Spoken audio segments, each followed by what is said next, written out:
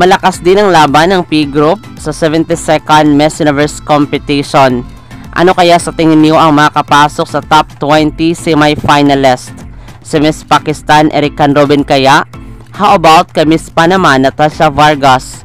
Baka si Miss Paraguay Elisena Andrada? Possible din sina Miss Peru Camila Escribens, Miss Philippines Michelle Marquez D, Miss Poland na si Angelica Jerkowenik, o di kaya si Miss Puerto Rico Carla Gelfo, o si Miss Portugal Mariana Machite. Sino kaya sa kanila ang may magandang placement dito sa competition at sino ang bubulaga sa preliminary competition sa darating na November 16, 2023? Maraming salamat sa panonood. Para maging updated ka, huwag kalimutang mag-subscribe.